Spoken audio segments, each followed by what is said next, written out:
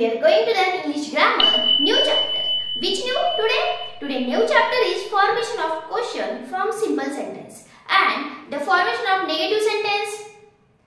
असे वेगवेगळे आपल्याला सेंटेन्सेस पाहिजे आहेत जे की पॉझिटिव्ह असतील तर निगेटिव्ह कसं करायचं, सिंपल असतील तर त्याचे क्वेश्चन कसा करायचा हे सगळं आपण पाहणार आहोत. चला मग वेळ न घालवता कसं करायचं क्वेश्चन.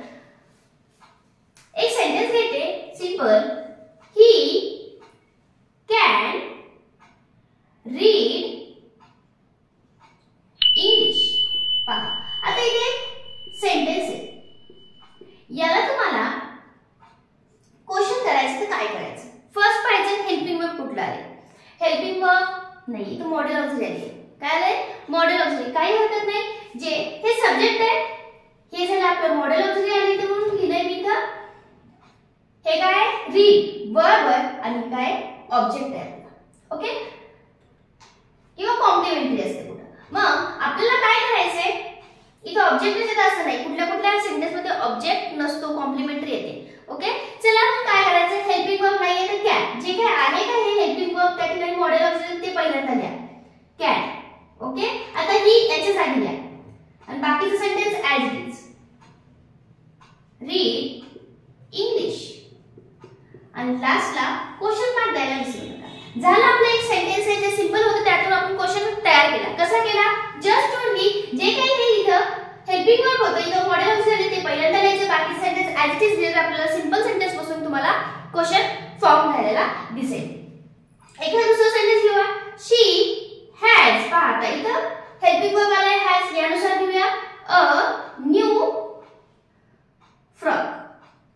ओके हे झालं सिंपल सेंटेन्स. आता याला आपल्याला क्वेश्चन करायचं तर काय करणार मी बघायचं सांगितले. हेल्पिंग वर्ब आधी घ्या, मग ते कुठल्या असो टू हॅव असो टू डू असो. ओके ते आधी घेतलं आणि बाकी सेंटेन्स आधीच दिले की आपला सिंपल सेंटेन्स मधून क्वेश्चन तयार झालं दिसेल. आता इथे हॅज आहे, हॅज आधी घ्या has. Okay she a new frock, लास्टला क्वेश्चन मार्क द्या. यापर्यंत तुम्ही सिंपल सेंटेन्स कुठलाही असू द्या, he has a book. Okay has he book आणि क्वेश्चन मार्क द्या. म्हणजे आपल्याला क्वेश्चन विचारायचं असेल तर तसा क्वेश्चन तुम्ही विचारू शकता. सिंपल सेंटेन्सचं क्वेश्चन मध्ये असं करायचं, जस्ट ओनली जे काही हेल्पिंग वर्ब दिला असेल ते आधी घ्या, बाकी सेंटेन्स ऍज इट इज लिहा. तुमचा सेंटेन्स जे काही क्वेश्चन मध्ये करायचे ते तयार असते. पहा आता विल घेऊया, मीशा विल डू इट. पहा एक सिंपल आहे. आता काय करायचं, काही हरकत नाही, विल आले विल फर्स्टला घ्या आणि पहिल्यांदा लिहिताना आपण हे रूल फॉलो करायचे. सेंटेन्स लिहिताना फर्स्ट लेटर कॅपिटल काढायचं, एखादं नाव असेल तर त्याचं फर्स्ट लेटर कॅपिटल काढायचं.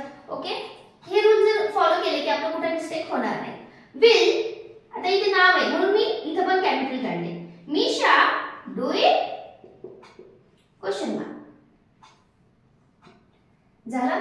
अशा प्रकारे तुम्ही सिंपल सेंटेन्स म्हणून क्वेश्चन सेंटेन्स आपण तयार केले. आता पाहूया काही असे सेंटेन्स घेऊया की त्याचं आपल्याला निगेटिव्ह कसं करायचं हे समजून घेऊ. सिंपल सेंटेन्स पासून आपल्याला आता बनवायचे निगेटिव्ह सेंटेन्स. तर निगेटिव्ह सेंटेन्स कसं बनवायचं, चला वेळ न घालवता मी एक सेंटेन्स लिहिते. तोपर्यंत लाईक करायचं लाईक करून घ्या कारण आपल्याला अजून भरपूर इंग्लिश मध्ये नवीन नवीन शिकायचं आहे, इंग्लिश परफेक्ट करायची आहे. ओके नेक्स्ट लिहिते, शी इज लेट. आता हे एक सिंपल सेंटेन्स आहे. आता याला काय करूया आपण, पहिला निगेटिव्ह करूया नंतर क्वेश्चन पण करूया, वेगवेगळे करून पाहूया. पहा हेल्पिंग वर्ब काय इथं इज आहे, आधी क्वेश्चन तयार करूया.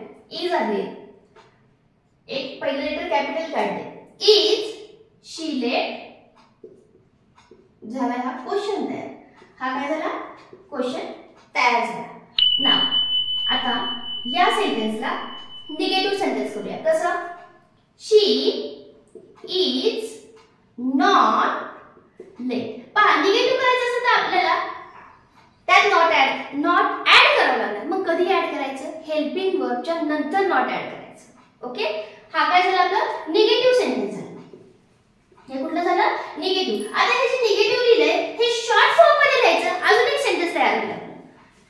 पहा शी इजंट, इजचं काय होतंय इजंट, एपोस्ट्रॉफिस यूज करून इजंट लेट.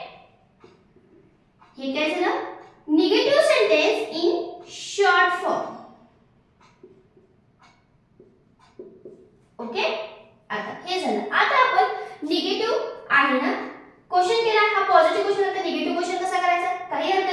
यालाच पहिल्यांदा घ्यायचं आपल्याला हेल्पिंग वर्ब आणि शॉर्ट मध्ये आहे ते तसंच घ्या. इजंट काय लिहिणार मी इथं? Isn't she late? ती नव्हती ना आली उशिरा? आणि क्वेश्चन मार्क. म्हणजे हा झाला निगेटिव्ह क्वेश्चन. पहा म्हणजे आपण एका सेंटेन्सला कशा पद्धतीने चेंज केले. सिंपल क्वेश्चन होता, क्वेश्चन केला, पॉझिटिव्ह क्वेश्चन झाला, इथे निगेटिव्ह क्वेश्चन झाला. याच्यामध्ये नॉट पॉझिटिव्ह सेंटेन्स होता, निगेटिव्ह सेंटेन्स झाला, निगेटिव्ह क्वेश्चन झाला. निगेटिव्हला आपण शॉर्ट फॉर्म मध्ये असं लिहितो, इज नॉटचं इजंट, विल नॉटचं. मात्र एक लक्षात ठेवायचं, will not I will rub first. कारण आपल्याला माहिती आहे was not तो was not, will not, have not चा haven't होतं, has not चा hasn't होतं. तर तसं are not चा aren't होतं. पण एक will not चा want होतं. Don't write like this. Willn't. This is wrong. Want होतं त्याचं. Next one thing. Can not आणि can not. कधीही इंग्लिश मध्ये can not असं लिहित नाही, can not असंच लिहितात. This is the wrong. Okay, first thing can not ह्याच्यामध्ये पेस न लिहिताच इंग्लिश मध्ये ही लिहायची पद्धत चुकीची आहे as per the grammatical rule. Okay, can not कधी पण असं लिहायचं, मध्ये गॅप द्यायचा नाही. आणि याचं शॉर्ट फॉर्म can't.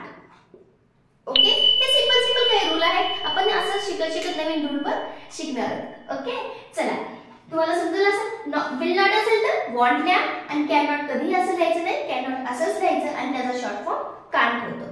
ओके, आज आपण अशा पद्धतीने पाहिलो आहे की सिंपल मधलं positive, negative, simple sentence, positive question, negative question ह्या सगळ्या गोष्टी आपण पाहिल्या. आज अजून एक एक्झाम्पल घेऊया म्हणजे तुमचे सगळे डाऊट क्लिअर होतील. चला, the bus was very late.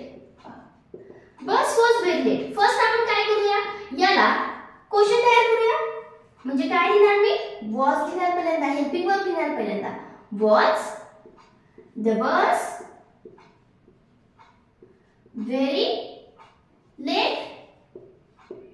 Question mark द्यायला मात्र विसरू नका. देन आता याला निगेटिव्ह करायचं काय करणार? निगेटिव्ह करायचं काय करणार? The bus was not very late. काय केलं मी? The bus was not very late. Okay, आता पॉझिटिव्ह क्वेश्चन झाला. आता निगेटिव्ह दिलं, याला was not चा आपण शॉर्ट फॉर्म मध्ये तसं पण करू शकतो. आता याचा आपण डायरेक्ट क्वेश्चन करूया निगेटिव्हचा. कसा करणार? क्वेश्चन करायचं. मग आपण पहिल्यांदा काय घेणार? was किंवा wasn't म्हणा, was not किंवा wasn't. आपण काय म्हणू शकतो याला? wasn't.